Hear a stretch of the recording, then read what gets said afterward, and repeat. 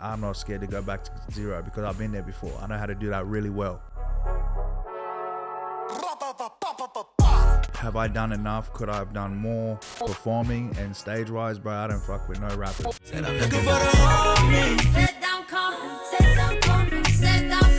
Because at the end of the day, as long as you fully believe in yourself and you know what you're capable of, then it's going to come. Like, set up a plan to finally do that thing that you've always wanted to do, that you're passionate about.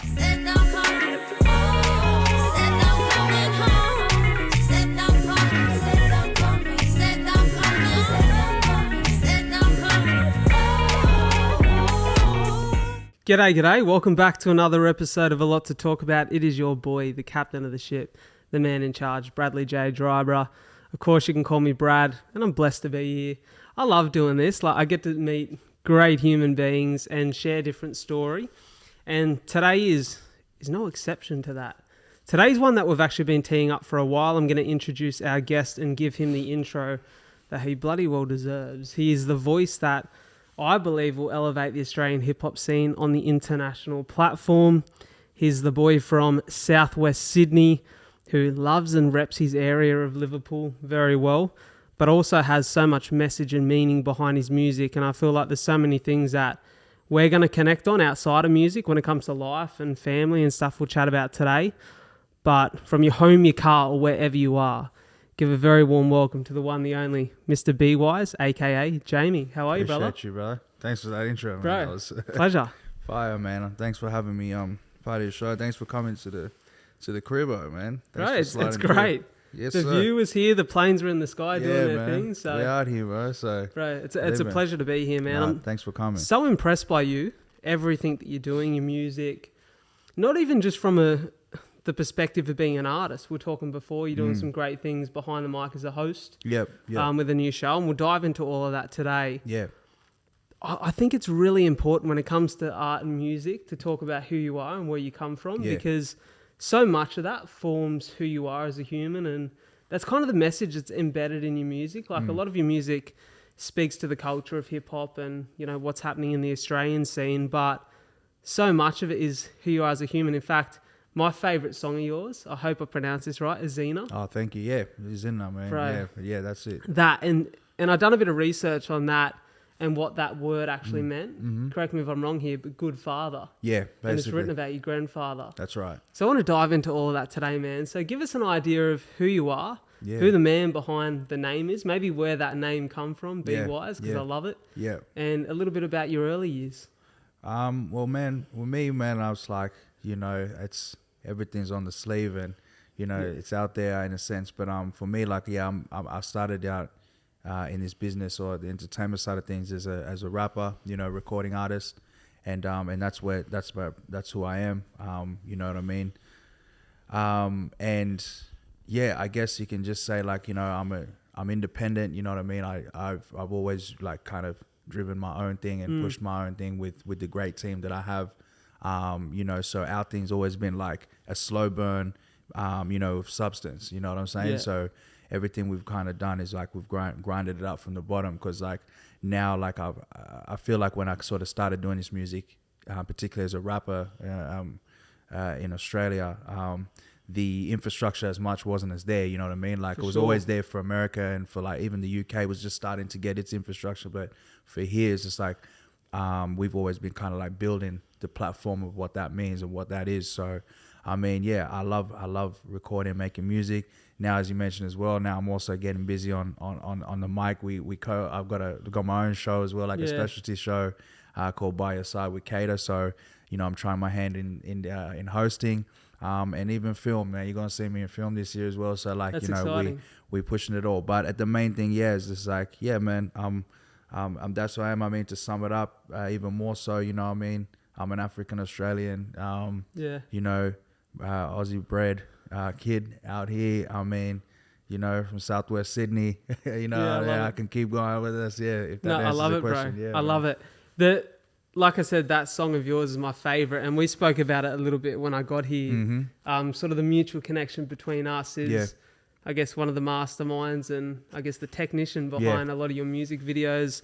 and my very good friend, who most of the people who listen to this podcast would know quite well, Joey Plum. Joey, yeah. And Joey was actually episode 3 on the pod. Oh, we spoke right. about he went back home to Ghana. Yeah. And his story behind that was incredible. And I've just always, he's just such a close mate of mine that I love his story. Nah, he's a good Love man. what he does. He's a good man. I remember him telling me that as well about the Ghana Well, bro, trip. Yeah. he was my introduction to you. Yeah, that's what's up. Yeah, that you were saying, yeah. So I remember he showed me one day, he goes, hey, I've just done this clip.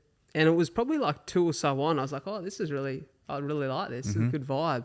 And I think I could have my order of events wrong here, but I think the first one was maybe Summer Freaks.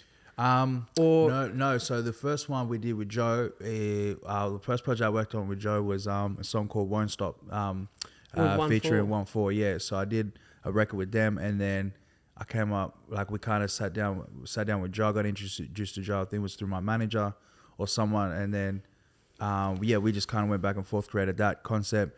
Then we did like the visualizer on Summer Freaks. Yeah. And then Zinna, the song you mentioned before, we did that.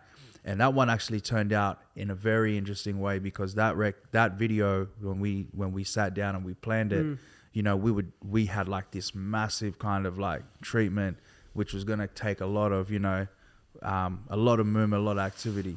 You had Sampa the Great. I believe she was in Zambia or South Africa at the time. Yeah. Milan, everything. And as well, COVID was sort of like doing its thing at the same time. So, I mean, we were logistically trying to make this work. And Joe being the superstar he is, like, we realized that we're going to hit a roadblock. Because then I think the new Omicron wave started or whatever. And then it's just like, all right. So what we did is we quickly pivoted, and he pivoted like in a way that he does is that we ended up, using one of the scenes, which was to like connect people, on Zooms and all those types of things like that, where everyone's kind of engaging with the song, and we made the whole video around that, and we just added a bit more context to it. So, and it ended up being quite organic, and it ended up quite actually hitting the mark even more so, like, because everyone could relate at that moment, being at home and just needing something to uplift. So, I mean, that was really the good thing about that record and the video. Well, the reason that song has become my favorite of yours was, like you said, in a time where we were really all just trying to get through COVID and get to the other side. And we sort of lost connections in the sense of not being able to see our family and our friends in the physical. Yep. And that song and the way it was done through Zoom. And I still remember he showed me and he said, hey, what do you think of this? Mm-hmm. And I fucking loved it, man. Like, just the vibe of the song and the way it lifted the energy. And even more so, like I said, the fact that it had so much meaning behind it for you. Yeah. And for me, like, it's such a great record. And like, I jammed to it in the car.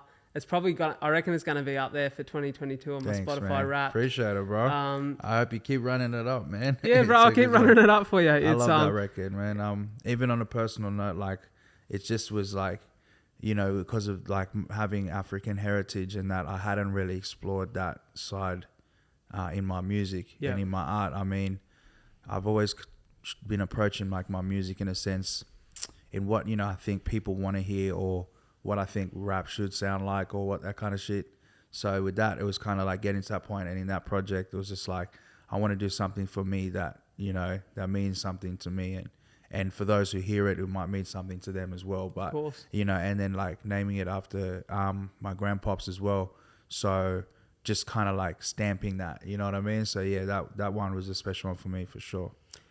Let's talk quickly about that. I was going to head in one direction. We'll go back to your journey, but I really want to head in the direction of your grandfather. And I know in the African culture, in any culture, like, your grandparents are super important. I've only got one pop. My mum lost her dad when she was 16, so I never met him. But my pop and I are super tight. He's 86, just an absolute legend. He actually lives below me. Oh, that's what's up. I see him all the time. That's what's up, he's just such a legend. We had a big event on the weekend. I had another charity marathon, and he sat there for 5 hours in the sun on his camp chair, refused to leave, just to watch the whole crew cross the line. So I'm super close with my family. And I know in the African culture, though, my mate Taku talks about it a lot. He's from Zim, and saying grandparents are almost like parents in a sense. They play a huge role. Is that Taku's not that Taku's on telly? Yeah. He's him and I got a podcast together as well. Word. Shout out to him, bro. It was good to see It's good to see. It was good to see some like color, man, on the Bro, Aussie TV on the reality he's show. such a legend, eh? Yeah, shout out to him. But yeah, sorry, man. So he was saying something as well. He was saying grandparents are such a big part of African culture. Almost in a sense, they play like a parenting role. Yeah, it is, man. Like 100%.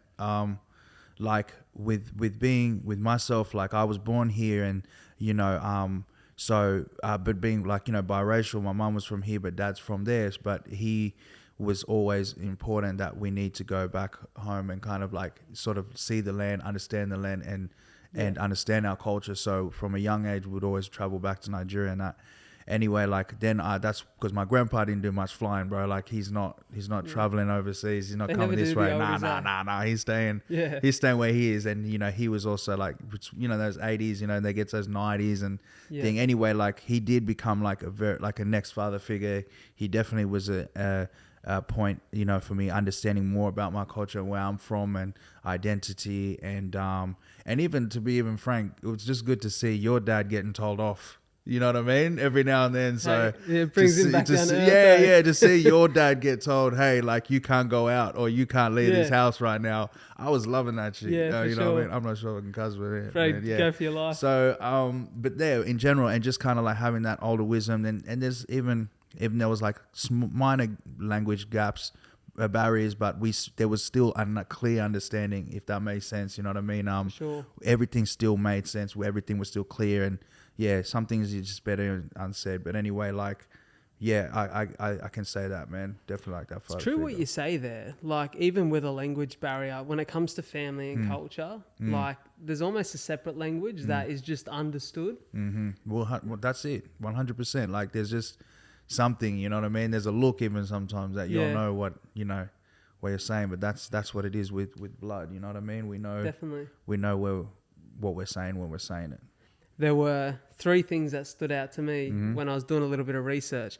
And I don't often research before a potty. I usually like to come in, but I feel like I usually like to come in, I like to call it Larry King style, but I don't know if I can compare myself to the king, you know? Yeah. But I love to come in and almost make out it's 2 strangers meeting for the first time. Because I think there's a lot of curiosity in that conversation and some really raw honesty that comes to the surface. But we sort of had a little bit of time in between organising this and it happening. And I remember just doing a bit of research and I come across a Red Bull music video you done 2 years ago, an interview, and mum and sis were front and centre and you could see that love for family. Then there was 2 TikToks that popped up. One where you were just told, surprise mum and dad, that you'd finish a university degree, and dad's jumping and he's embracing in a hug, and then sis coming back from spending 2 years overseas through COVID and surprising you, and you thought it was menu log. That's and just as this emotional moment. And for me, I connected with that so much.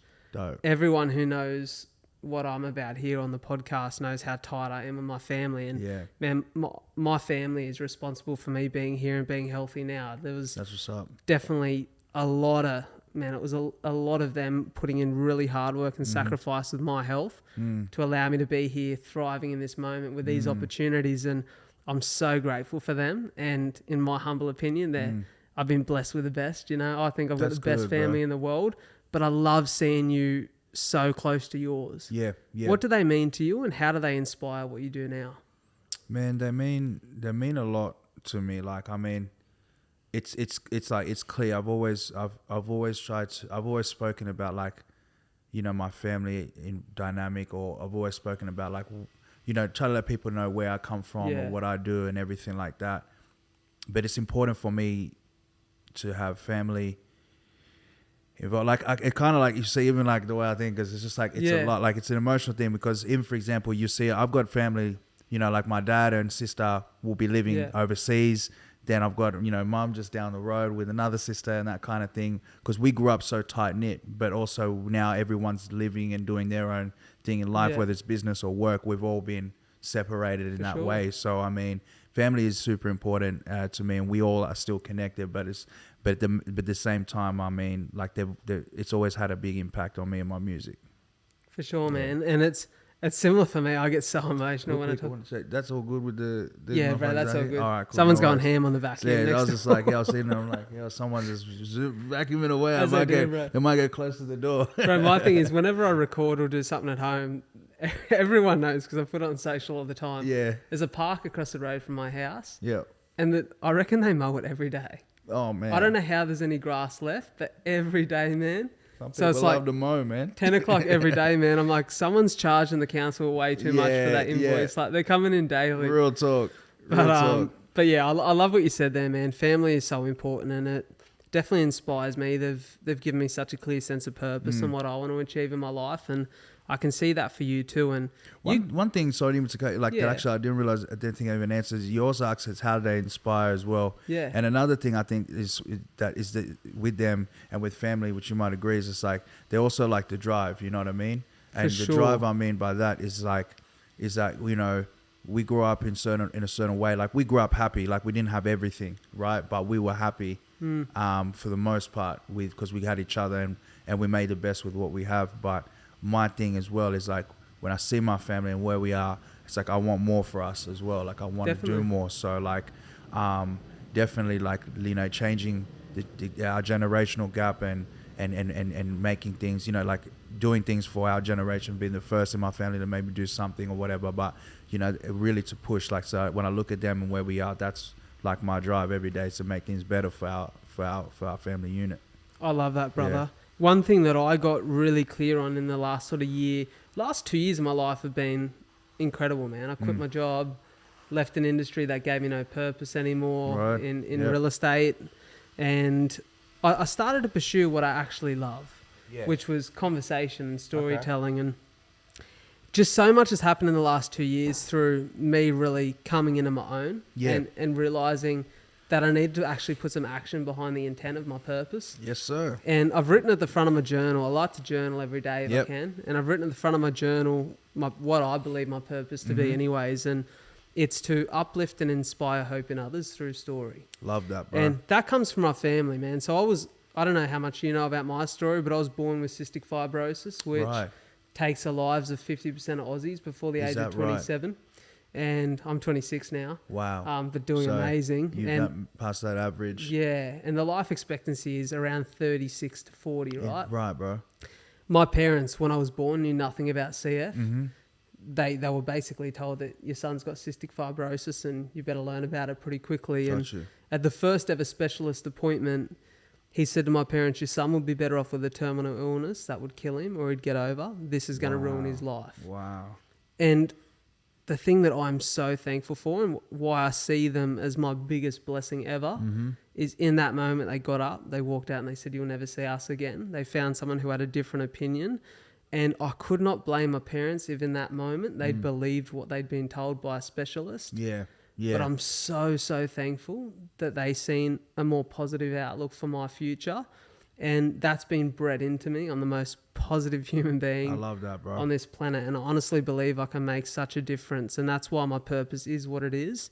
And it's literally, like you said, it's been my drive these past 2 years that, you know what, they sacrifice so much for me to be who I am and to be where I am with the opportunity that I have right now, that anything short of amazing is just wasting that opportunity. And that's what makes me work so hard, brother. And that's why I'm doing this. And that's why I sold my apartment. That's why I quit my job. Shout out to you for that. And shout out like for even like thinking in that way as well, man, because like taking that step and that leap, you know what I mean? You even just mentioned like selling your apartment, car and all that, like you're building capital for you to go forward to do as well what you want to do. But here's the thing, is just like, bro, you know, in all instance, you know what I mean? And the term is thrown around loosely of, you know, life can be short, but the thing is overall, like it can all be gone tomorrow. So it's just like, I feel like we have to make those moves and take steps to do at the end of the day what we want, that will make us happy and content. That you wake up in the morning like, yo, I'm blessed here. I'm blessed to do, to be doing pursuing what I love and what I'm passionate about. Definitely. And then, like you said as well, like you're moving to also to help inspire others through your story and through your attitude, man. So like, look, hats off to you, bro. Like we out here, you know, I appreciate like it, doing man. it, bro. Like I know that, bro, that risk of I know what that feeling is like of like, yo, like getting rid of that security of that day to day and like really leaping for it. Yeah. And I mean, you know, cause like, trust me, it's doable if you got the attitude, man. Bro, 100% it is. And And that's why for me, the family thing, when I seen that in you was so important to me on one of the reasons I wanted to connect. And then I just love the way that, like you said, it's driven you. And man, we all learn so much about where we come from in our childhood. Yep. And my childhood was a beautiful experience. Like I was so lucky, super tight with my sister too. She's like my best mate. Shout out to Sissy, as we call her. Yeah. And I loved in that Red Bull interview, there was a moment where you showed footy oval or soccer oval. Oh, yeah. And yeah. you were talking about banging on those silver seats, man. And yeah. we all know those silver seats are in the schools when you grow up. They're around those footy ovals. Talk to me about the area that you're from. Yeah. Your friendships and what you guys listened to and loved, and how that inspires your music, and kind of the journey from what music meant to you then as a young fella to you being, how old are you now? I'm 34 now. 34 now. You being 34, like, how's that journey evolved, and what does music mean to you now compared to what it used to? So if we're going back, so from, where you saw me in that oval or past things, so like I grew up primarily like throughout my teens. Like I grew up in Liverpool, particularly Hoxton Park. So around that was the area that I came of age from, from a junior. If I'm to even get specific, I actually spent a little time as an infant in a few places. So I was born in Sydney, like specifically Milpera and that. Then we moved out to the countryside for a couple of years, like out towards Double, Canamble, that kind of thing. When I was really young though, like I was, probably like kindy, year 1, year 2, because my parents was a social worker, dad was a social worker, mum was a nurse, so we were out there. And then we moved back to Sydney, and then that's when we resumed and moved to Liverpool. And that's where I grew up, basically. And then in my later years, even as an adult, after high school and that, then we would spend a couple of years out in Campbelltown ways as well. So until I moved out and got my own place, got it together. But yeah, but primarily for me, I mean, where I came of age and why I represent, the area, and I always have for 2170 for Livo, is like, that's what we knew. That was like what me and my friends call home, and that's like where we really like was our stomping ground, and like we was really proud of just being from the Southwest and all of that. And I mean, I say that because like, at a time no one was really talking about it like we were talking about it. And by we, I mean like the friend circle that I had and the clique that I was moving with. It wasn't popular. Now it's the rave. Everyone's talking about where they're from, but which is good. That's the whole point of this whole thing, is that we was trying to build our culture and let people know that there's more to Sydney than just, Darling Harbour and the Opera House and all the rest of it. So, and then for us, bro, like everything is tied in, bro. Like music was tied in. I mean, that's where we started rapping. That's where we was doing MCing. That's where we were doing house parties. That's where we were getting our name out. Even on my first release with the title called Area Famous, was more about the title. That was more about me saying like I was known throughout my area. I'm famous for my area for this rap thing and for this music thing. That oval that you saw me at, that was like where we would play soccer, and that's where like I grew up playing like soccer quite competitively as well. Okay. Until I moved into like really just trying to concentrate on music and uni and all that. But that was also like a place we would congregate, and we would go to training, but we'd also stick around, and that was where the energy was, and that's where we would vibe, we freestyle, we rap, everything, bro. So that was just coming of age, you know what I mean? Yeah, I love it. Fast forward to now, where I'm at now. I mean, a lot of years have passed. I've learned a lot. I've been through a lot, and I'm still going, and I'm still learning and growing every day, bro. Like that's the one thing, is just like, that is the difference now, is that I've just trying to become more self-aware and start to grow in the right direction. Definitely. Finding ways to use my music or my art or platform to not only help others, but also to keep invigorated and excited about this craft that we're doing. Because like I take rap serious. Like rap music like changed my life. You know what I mean? Like I live off this shit, and like this is what I do. So I try to give back as much as I can, because I knew when I was coming up that there was no one, particularly for black artists or people of color, to say, yo, this is how you get in the game. This is how you go have a label meeting. This is how you do this. Here's the intro. I didn't get any cosigns, nothing like that. I did everything with the small team that I built around me, just had to do it ourselves, And so I try to give back in a sense to the people like me now, like the younger ones that I was saying, just be like, yo, this is how you get it in here. This is what you do. Here's the intro there. If anything I can do to throw back, bro. You know what? I had a really good conversation with a mate of mine on Sunday night. We caught up for dinner. He's one of my close mates. And we were having a conversation about, always having new goals and always having something to work towards. But the power of sometimes looking back and reflecting on who you are, where you've come from and what you've had to overcome to be the man you are. And I hear that right there. And you're talking about, doing this by yourself, no cosigns, no labels, working for everything that you have right now. That must feel incredible. Is there ever a point where you sit and you reflect on that journey and reflect on what it's taken to be where you are now? Yeah, man, I mean, all the time. I'm just like, it's a battle of, have I done enough? Could I have done more? And then the next day you're like, yo, like, fuck, look around you, bro. Like, you've got this or you've done that, and you're able to help family in this way or that way. And before you wouldn't have, like, fuck, I couldn't even get it. Like, I was train hopping, bro, at certain points in my life, you know what I mean? So, yeah, I definitely stop and think. But at the end of the day, I think it's more, I'm trying to become more self-aware. It's just like, just to practice more humility and just be thankful for what I have, but also try and remain hungry and inspired and just the ability to want to grow, you know what I mean? To grow, that's the main thing there, I think. Who's been your biggest inspirations throughout this journey on an artist basis? Like when it comes to writing, performing, releasing music that speaks to who you are, like who have been the people that you go, fuck, that's my guy. Well, that's my girl. That's who I look to. I look at, like, I mean, and he's the talk of the town, like of the culture right now. Like as far as like for writing goes, you know what I mean? An impact, Kendrick Lamar is like been someone I've always like really admired.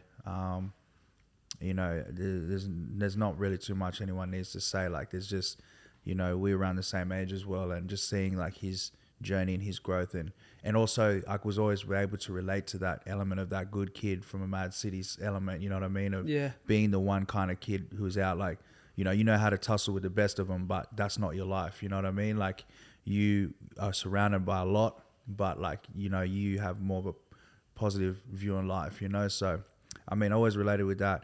As far as, I mean, performing and stage wise, bro, I don't fuck with no rappers, bro. I don't watch no rappers, bro. I watch like the Bobby Browns, bro. Like Michael Jackson's. That sounds weird as hell, but like, I mean, MJ's, the Bobby Browns, the who else? I think just while you're thinking of that, I think that's so powerful because I think that's what grows the culture.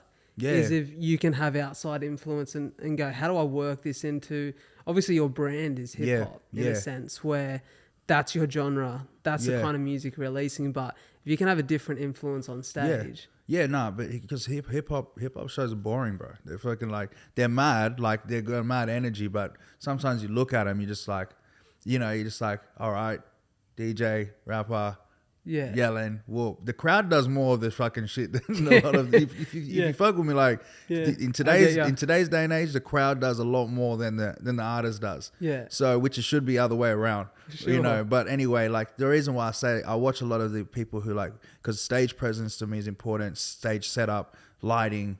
To create an experience. And I think if anyone's been to like a show of mine that's like where it's just like one of our like headline shows and things like that, you'll be able to tell, like anyone who knows me live, like I take those little elements, quite seriously. And also they also goes into a lot more into it, not everyone has the capacity to, like, because it takes a lot of money to like really pull off a big scale production. But I've always tried to make an effort consciously where it doesn't matter if we have a small ass fucking budget in a certain venue to a festival. We always try to I've always tried to make sure that the live side of things is dope, bro.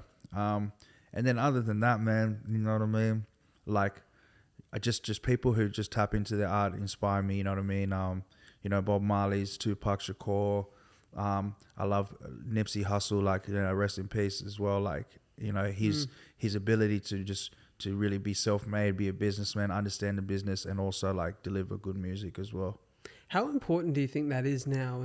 And probably that the answer is going to be a little bit obvious here, very important. But how important is it for you and everyone in this space with the influence that you have to somewhat inspire the next generation of hip-hop artists in Australia, or the next generation of performers and artists, to understand the business, to understand that the life doesn't have to be, you know, the life doesn't have to be violent, doesn't have to lead to that route, like that there's another way to do this, and there's a really healthy and an incredible opportunity in front of them.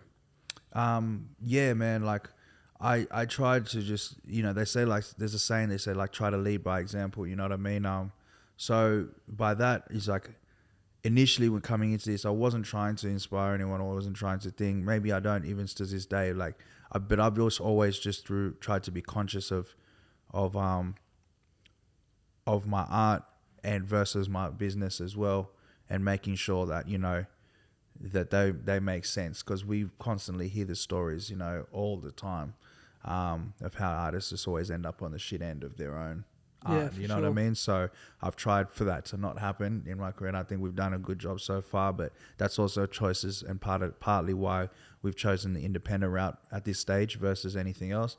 But at the same time, you know, what you were mentioning before as well, like, I hope that through my journey, and then through people seeing things like this, or just seeing other interviews, or just seeing like how I move, you know, or how, you know, anyone like me moves, that the younger audience and our younger generations who's coming up into this game can be like, okay, cool, like there's options, there's ways for me to get to it, than, you know, versus like just having to sign away, you know, my whole life or something like that, because there are those options too, and they work great for some people, and sometimes they don't for others. So, you know what I'm saying? It's a really interesting conversation, because I've definitely had that moment, even from my standpoint. I'm far from musically talented. In fact, Taku and I like to kick off every episode of our podcast with a song. It's never good. Oh, right. That's why we do comedy podcasts. Right. Yep. But what I understand, when that drive to succeed is so strong. Yeah. You want to do everything you can to put yourself in front of opportunities. Yeah. And I've definitely looked at, like, I've been doing this for 2 years now, and I sold my house after a year because I was dead ass broke from pursuing this. And there's definitely times where opportunities have kind of presented, where there was maybe an opportunity to combine with someone, or to look at someone who could help promote this. And but I've always had this issue with the minute that what I truly believe, and the minute that my message is slightly compromised, and it's not worth it anymore. Yeah. But I understand, I'm so blessed to be in a position where I can make that call and go, well, maybe it's just going to take a little bit longer, but I have to do this independent. Yeah. Unless the right situation popped up. That's right. How hard is it to say no to opportunities and record deals when you are at that point of struggling and trying to succeed? Yeah, man, it's tough. Like, to say no to, you know, if you've been pushing something and working towards something, and then, like, you know, someone puts a check in your face, no matter what the number is, it's just like, that's more than what you had yesterday, you know, and you're just like, shit, do I take it? But like anything you take, there's always something that comes along with it. It's always going to be hard, but I think if you have a plan, and if you have goals, and you have set goals and targets already prior to you doing this thing, then ask yourself, when that check or when that opportunity comes in, does that help you reach that goal? And does that help you reach that plan? And if so, then, you know, what are the consequences of you doing, like, you know, etc. But main thing, if it doesn't like help you get towards your goal, or if it's going to make your goal seem a little bit more distant, but it's only a short-term aid now, then you have to then keep it moving, because at the end of the day, as long as you fully believe in yourself and you know what you're capable of, then it's going to come. It's just a matter of when. But that also, again, it's easier said than done. Like, it's tough, but you got to stick it out. As long as you know you've got a plan, you've got a goal, and you're chipping away at it. Yeah, that's so important. Like we are talking about before, writing my purpose at the front of my journal. I had this goal. I had 7 goals at the start of the year that I wanted to kick for this year. One of them was to go on a solo adventure. A solo adventure? Yeah. Like, just travel somewhere, by yourself, yep. Just whether it was just a week or whatever. And I ticked it off quite early. At the end of Feb, it was the last day of Feb, I flew out to Port Douglas. And just Douglas is that, remind me, Victoria? Or, no, it's at top of Queensland. Top of Queensland, an hour cool. north of Cairns, right? Yep. So it's the only place in the world that's got 2 World Heritage listed sites. Right. So okay. Daintree Rainforest and Great Barrier Reef. My plan was to have 6 days just chilling and 2 days where I had adventures. And in that 6 days, I wanted to be really alone. Like, I don't get a lot of alone time. I've got a really good group of mates, great family around me. There's always someone in my social space to connect with. Around. And I was like, I want just a week of alone time to really sit with my goals and everything and the direction I'm headed in life and reflect on whether this is 100% going in the right direction. And I started to write heaps in my journal that week. I listened heaps. I got off social for a couple of days and I was super in tune. And I feel like every little bit of mental frustration or every question I went away with, come back answered for. And I had this really nice clarity, but then life gets busy again. You forget a little bit of that. And I found at the end of April, like after about probably a month or two of just, I was doing good things, moving in the right direction, but just a little bit of complacency about my exact direction and all of those goals.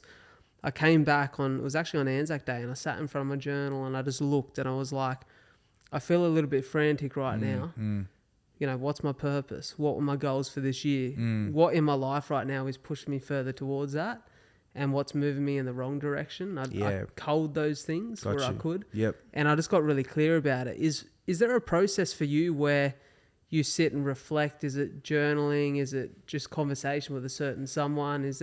Or is it in your process of writing and making music that you get really clear on those things? I'm one of those, like, kind of at the beginning of, or just before the beginning of a new year, I've got to create some clear goals and visions. Yeah. I've only started doing that last couple of years though, to be honest with you. Before that, my life was everywhere, you know what I mean? Yeah, likewise. Yeah, so like, and then you start to realize there's only so much of that you can do, you know what I mean?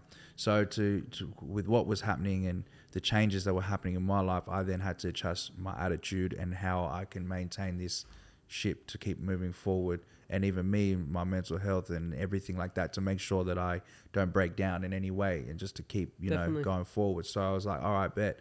So I like to, like, maybe a month out before New Year, I'll set up some new goals. I'll look at what I had done, what I had set up for that year. And then there's definitely a couple that would be like not ticked off yet. And you're just like, fuck, I didn't get that done. So I'll move it over to the next, but maybe I'll readjust it, retweak it. So be like, why didn't I achieve that? Okay, for the next year, I'll still have that same goal, but there's a bit different approach I'll try to get to that. You know? Where do you write them? I type it on my computer so I can see it on my back screen every day. Oh, nice. Yeah. I like that. So every day, like, I got the picture, the image of like my dream, my dream property or whatever in front of me.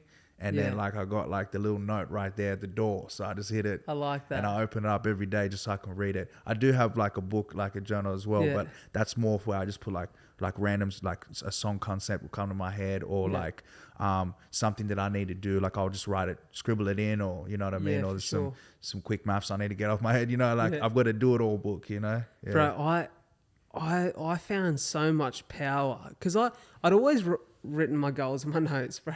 My notes are a fucking mess.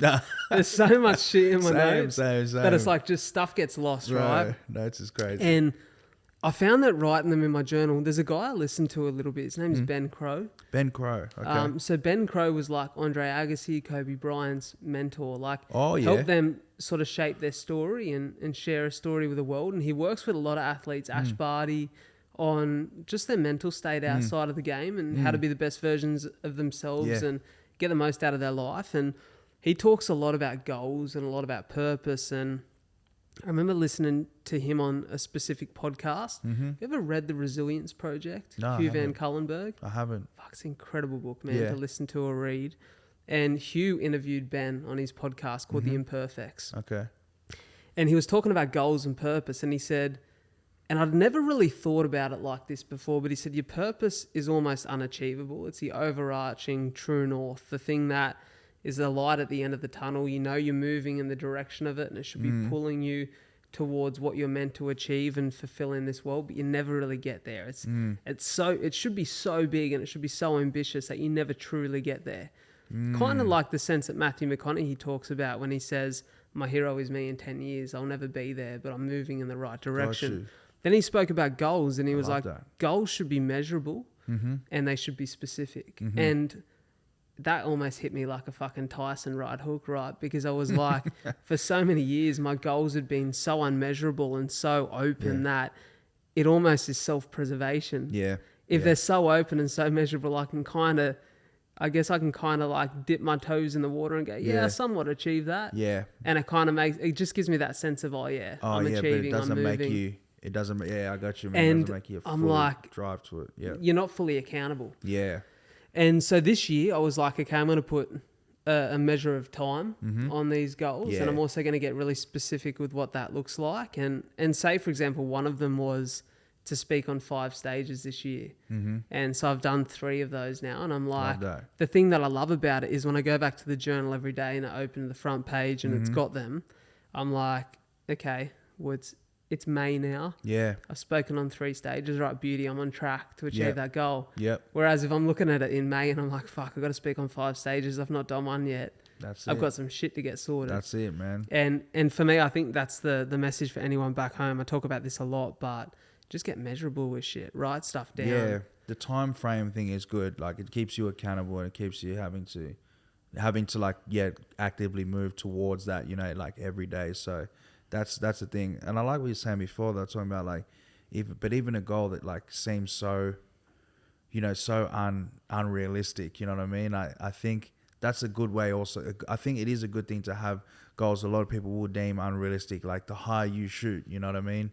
Even if you do shoot, you shoot for the stars, they say land on the moon kind of thing as well. So, I mean, that's one thing I think as well in like Australia in general that I've always been struggling with is like, you might have such big dreams, ambitions, and this can be shut down quite easily because it's like we have a culture, a bit of tall poppy syndrome here. It's just like, don't go too big, like just remember, you know what I mean? But then like, we'll be also the quickest to celebrate when someone does it, massive, who's one of us. And we're like, oh, that's ours, like that person, from here. So, I mean, like, I've always been sort of like someone who's dreamt big and that kind of thing. But I feel we should all, to a degree, we should also aim to reach for the stars and, but at the same time, have some goals along the way that keeps us accountable and we measuring, knocking off those targets, you know what I'm saying? Definitely. Yeah. There's a guy that I was listening to a bit recently. His name's Mo Gawdat. And Mo is the ex-CEO of Google X.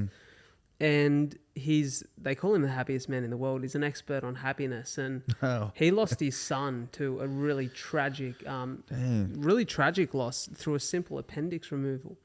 But his son, he said that he's really adopted the purpose that his son once had. His son wanted to make millions and billions of people happy around the world. And he said he never spoke much, but whenever he did, it was very profound. And he gave this really true account of his son's life and spoke about the impact that his son has had on him and now his purpose. And one thing I loved is when he was speaking about goals and purpose, he spoke about expectation. And he said there's no place for expectation in your life because expectation in the uncontrollable nature of life always leads to disappointment. He was like, if you remove expectation and focus on small achievable goals and then a large overarching purpose, you're on the right track to always be really satisfied with where you're at and to have true happiness. And I feel like that's something in the music industry that would be really hard to remove expectation because especially in a country like Australia where hip hop is taking time to grow and it's like we said, it's better than it's ever been. But there's definitely still, for you, I can imagine, like looking overseas at the US and the opportunities that are available there in that space. You'd have some expectation, but it really does lead to disappointment if you allow it to hang over your head for too long. Totally, man. I think it's a good point you made there. Just in general, I think even for artists and from now today in the business of it, numbers matter a lot now. Not so much, to the artist, maybe itself depends, but, to the business side of it and to everyone around you, like, numbers and what everything seems is a lot. So if you don't reach a certain expectation number wise, could be streams, could be whatever, then there's a room for disappointment and for feeling, sort of down and that kind of thing. And I mean, as well, coming out of like a pandemic, which also smashed up the industry all around the world. Definitely, for everyone. Yeah. That's another thing as well. How I think what I do relate though, or maybe kind of it's been a little bit of my philosophy as well, is how I manage my expectations to a degree is that I look at what I've done previously, and then I'll say, okay, you did that off, say 0 goals or whatever, but you made some noise or did something there. So then what you did next, did you outdo or overdo your first thing, or did you know what I mean, what you did before that? Are you growing? So then I look at everything and I say, okay, I am growing. Like I achieved more on this than I did on this, on something prior to. Everything, all the signs showing numbers are going to a certain degree, are going up north. So I'm like, okay, so I've achieved that. That's my expectation. But then, so then the next one, it could possibly, you know what I mean? That's my own measurement. Like you're measuring it against yourself. So I'm trying not to measure against other people, because then I would always feel like, I'm chasing my tail, you know what I mean? Because there's always going to be someone, that you think or perceive might be doing bigger or doing better. But in the instance, it's like, you got to stop, live in the moment and say, look, where are you in life and where are yourself? And does that bring you happiness? That's where I'm kind of at with that measurement. I love that, man, because it's funny. I've spoken about it before on someone else's podcast actually, and spoke about, I remember starting my show and I had this blissful naivety that was like, in a year I'll be bigger than Rogan. You're like, this is, and I'm so lucky that at some point I just had such a love for what I do that mattered less. And it was like you said, just about, okay, well, where have I come from and what point am I at now? And what does that growth look like? And you're so right. You bang on there. That's it. And don't take it away. Who's to say that, in like next week or, in a year or so, you might be there, or you might actually be doing business with Rogan himself. You don't know. Don't rule that shit out. You put it out there to the world. You know what I mean? That's the go. You know what I mean? It definitely, just, bro. All it takes is that one moment. It's like, it's the persistence with sometimes just a touch of luck. You know what I'm saying? But I don't like to leave everything to luck. So we just keep persistent and we'll let the rest go from there. And you know what? I think persistence and hard work opens you up to luck. And I don't even know how to define luck, because there's another guy I listen to, a lot of people, man. There's another guy I listen to, Stephen Bartlett. Right. Who's incredible. Bro, you'd really love his podcast. Yeah. He gets some great guests on from the UK. Guy who's made tens of millions, so went from being broke to having a really successful company he started. And his podcast is called A Diary of a CEO, or The Diary of a CEO. Oh, I think I've heard of that. Yeah. He gets some great guests. He actually had Wretch32 on recently. Oh, really? Bro, awesome chat. Wretch. Really good chat. Yeah. Mad. Like, he's had some really unique guests on, and I love his show for its diversity. But he was saying that a few people say he was lucky because the first person he asked for investment in his company invested 10,000. And he said, I always mention that when I stand on stage, and he goes, I say to the crowd, do you think I'm lucky? And everyone goes, yeah. And he said, and then I pull up a slide, which is the email that I sent to this guy at 3 a.m. And he's like, your hard work opens you up to luck. Persistence opens you up to luck. Luck is just the sign that you've been doing things right. Pretty much. I can agree with that. 100%. And I think luck where there's been no hard work, man, that's 1 in a million. Yeah, but then we see it happen though. But does that anyone in that capacity, do you see them last? That's the best point. Gary Vee talks about that a lot. Yeah. When you come from the dirt and you've had to work for everything that you've earned, like you understand what the hustle requires. That's right. When it's handed to you, and quite often what happens when someone inherits a lot of money, or they're given a company, or they're given a huge head start, is they hit a little bit of adversity and shit just falls to pieces. Or 2 or 3 generations down, they end up losing that Yeah, they exactly. weren't then, or in an instance of like, let's say, entertainment or music or whatever the case may be, we hear them, they're called one hit wonders or things like that or something like that. Or some people just get really lucky, and just something clicks Definitely. and something hits, but then we don't hear from them shortly after, or anyone in any case where it's just like kind of handed to you, it sort of disappears and it vanishes shortly after, because there's no hustle or learn or know how to maintain that or how was to get there. Definitely. You know what I'm saying? Like, bro, I don't know if you relate, bro, like I was like, bro, I was broke, bro. Like, I mean, like, you know what I mean? I'm not saying, like, again, we were happy, but we didn't have everything. You know what I mean? Yeah. And so the thing is like, any investment that we make, or that I'll go and make, or in either myself or in something else, or anything to just grow. At the end of the day, like, you know what I mean, I'm not scared to go back to zero because I've been there before. I know how to do that really well. That's Let it. me be honest with you. So I mean, like, so it's all good. I know how to get back. So it's calm, man. Fair to Easy. say, you know the taste of tuna and rice, brother. I know that too. Right, tuna rice, mee goreng, and bread. You name it, cuz everything. Right. I know it too well. I love what you're saying there about recognizing when you've got these opportunities ahead of you.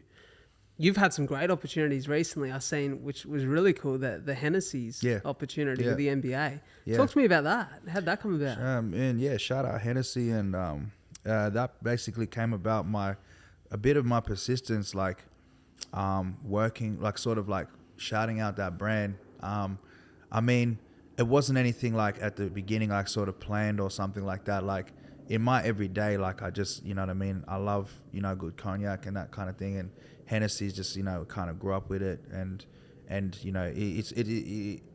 it was, you hear a lot part of rap culture as well. So that's where you gauge that early interest. But I mean, that was just something that was like part of my day-to-day life in a sense. And so like, people would see it, or you just see it around every now and then. Like, I mean, when I tour, that's my request for it to be on my rider. You know what I mean? That's my preference. And so I think the people at Hennessy itself, or their parent company, caught wind of me and caught wind of like that, and also my audience probably tagging them up as well, like, y'all need to do business with this guy, exactly, or something. But and then I think, and we ended up speaking to the team, and they reached out, and we actually just started off doing a few opportunities together. Like, I mean, they threw like some parties, like to relaunch particular brands and to build the awareness here in Australia. And I got involved on some of those like performances and special events. They've invited me to different things. We've been able to have different meetings, meet different people. And they've also shown their support towards my music or anything like that. They're just like, however we can get involved, let us know. Righty, so the camera just turned off on us. So we're back. We're back. Wanted to, firstly, you wrapped up, I guess, the NBA Hennessy stuff. Yep. They've done an amazing job there, and so exciting for you, man, to see you get these opportunities. I really want to finish our chat before I get into a last little final segment, talking about the specifics of your music and your writing. Yeah. For you, what's the process like when it comes to writing a song? I know you said you've got that kind of little bit of everything book that the ideas get jotted down in. Is there a writing process, or is it just a little bit off the cuff when it comes to you? At the moment, and what has been for a little bit, like originally I started off like any like kind of rapper MC, like I write everything, write the whole thing, then I'll just mash it to a beat. Then it went, eventually to hear the beat, write everything, boom. But over the years, my style's kind of adapted or become a bit more free, trying to make it a bit more free to how I feel. I'm one of the artists though, because I don't self-produce. Like I can co-produce, as in executive produce. Like if someone is using all the things, instruments or sounds, I can just oversee and say, I want this, take this out, remove that. Yeah. But I thrive a lot with a good producer, with a great producer who understands me or kind of understands like what I do. So I kind of just like let the music now, and what I've been working on at the moment is just like just feeling the music more out, getting on the mic, not writing anything down, and just sort of going. A lot of people like in the industry kind of do that as well. It's just like top lining or, but just sort of letting the melodies or the music run through me, and just letting it come. I like letting the words come, let the feelings come. And a lot of it at the beginning, it sounds like a bit like gibberish and sounds like a bit of mess, but it's just like a you put that mess together and you organize it, and then everything is just, then you've got some rhythm, you've got some vibes, and you've got some keywords and things. Then I start to go back and I listen to what I'm saying in a lot of that, because I pull apart and I'm like, I'm actually saying what I want to say. It just sounds in a way, you know. So then I go in and I'll rewrite it, and I take my time and, you know, pull maybe certain lines or things that I maybe had in that book, and you know, they might fit in sections and things like that. So yeah, that's just my process at the moment, man, is just trying to feel the music more than just sort of react to it, you know. Well, it's working, brother. Yeah, hopefully. Yeah, it seems like it's doing good. Yeah. So that the last album on Jamie, we did a lot of that, you know, versus the first album and the first EP was like writing to the beats, but Jamie was a lot more melodic, and that's why you can hear a lot as well. Is like I felt free to sort of push myself a little bit in regards to, like, you know, singing a bit more versus just rapping all the time. For sure. So I found like I felt my pocket and sort of found my range and things like that. So yeah, just went with that just by feeling the songs out. I love that, brother. Yeah. I really want to finish this podcast with a new segment that's sort of come to my brain, and I think it's really beautiful if you can get to the end of an episode that's been as great as this has, and recap everything that was said. But also for some of the people listening, watching, they might be seeing this as the end, the conclusion of a great episode, or it might be the trailer to why you need to go and listen to the full thing. And what I've done is I've 5 questions on my mess of a notes. All right. Which is kind of rapid fire, right? I want to hit you with 5 questions that I feel like would beautifully wrap this up and give people the gems and the wisdom and the learnings from your life to go and apply to their own, to put a little bit of action behind their own intent, right? All right, let's shoot. So we'll go through these relatively rapid fire. Okay. So I want to hear the one book or the one podcast you'd recommend someone listening to or reading. The one book I'd recommend is Power. Okay. Yeah, go check that. Actually, I got it right here. Hold on, mate. I believe so. I love it. Cool. I'm gonna jump out at front. Yeah, go for it, bro. Do what you got to do. I love it. I feel like you see, I let someone take it. I can see Will there as well. How good's Will? Yeah, Will is like my next one that I'm getting into. All right, someone has definitely taken my book. Someone's nicked it. That's how you know it's good, though, right? I believe that. Oh, here it is. Oh. This right here by Robert Greene. Robert Greene, shots. Power. Definitely, everyone read that. I might have to put that on my list, man. Put that on your list, and you can listen to it as well. It's just basically about like understanding, you know, your position and being a leader. You know, channeling your power, empowering others around you. Yeah, but it's just the dynamic of power. It's important to understand and be aware of. I love it. It's a great book. Number 2, the one skill that you recommend mastering that significantly improved your life. Skill. Could be anything. Could be something simple. Trying to listen more. Yeah. I like that. Yeah, that's because you got 2 of these and 1 of these, exactly, right? So. Exactly. I learned that years later, you know. But listening more and then speaking less can be great. That's a great one. The one challenge that you've faced that's required the most growth to overcome. Self-indulgence. Yeah. You know, vices, things of that nature. Yeah. Having a healthy balance of, you know, of life. There's always going to be things around us that can, you know, take us off course. So Definitely. just be in a healthy balance of life and taking care of yourself. I love that, brother. Yeah. Number 4, this one here, the daily habit or ritual that it could be a morning ritual, it could be an evening ritual for the day to come that you feel benefits your life the most. It sounds strange, like when you put it next to benefiting my life the most, but it helps a lot. Okay. I make my bed every morning. I love it. So I always make my bed because I feel like that's my first task. If I can get that task done, then I'll be able to get the rest of my tasks done during the day. So the rhythm will be make your bed, get to the bathroom, then get in the gym by a certain time you want to be in the gym, get back, start your day. So like once I make my bed, everything else flows. If I don't make it, then everything gets a bit weird. It sounds like just a good morning ritual is kind of the key for you. Yeah. As they say, brother, tidy space, tidy mind. That's it, man. Bro, if my bed's not made, like I usually go for a run and like I'll make it when I get back. Yeah. Bro, it kills me. I feel like I can't get anything done. Nah, it's weird, man. Like you said, tidy space, tidy mind. I love it. We got to. I love it. The last one, and likely the most important one of this whole podcast, the thing that I think is an opportunity for you to really speak to the world and to the audience here. The one message that you want to share with the world, and if you could force them to act on it, what would that be? The one message I would probably say, and we kind of touched on it earlier on, and I think it might be well suited to your space as well and to what you're doing and what I'm doing, and is that set up a plan to finally do that thing that you've always wanted to do, that you're passionate about. I mean, you can live life in two ways, and that's by living to someone else's agenda, or you live to your agenda.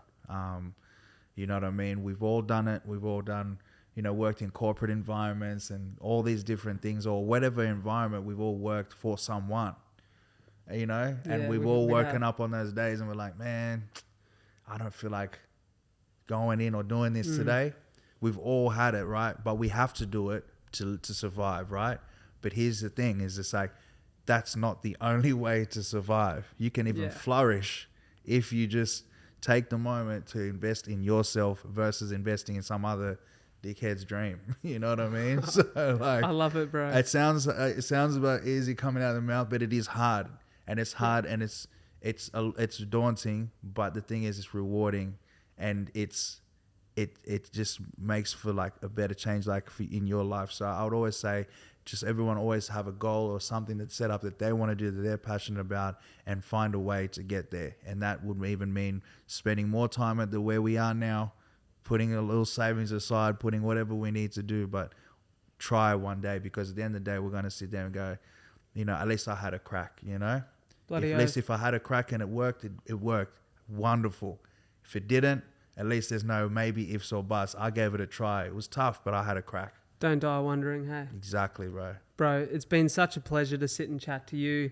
I truly mean it. And in full honesty here, when we first connected, I knew a little bit about you, but over the course of the last couple of weeks in particular, diving into your music, your art, who you are as a human, I've come to have a real respect for you, man. And like I said, bro, I've been racking up the listens on Spotify, man. So thank you. I love what you do. I'm now a fan of not only your music and your art, but who you are as a man. And appreciate it's been a pleasure to sit here and likewise, and bro. The stories. respect is mutual, bro. Real talk, man. Like everything you're doing and how you're moving, and how dedicated you are to with your craft and what you're setting up, bro. So much love. I appreciate it.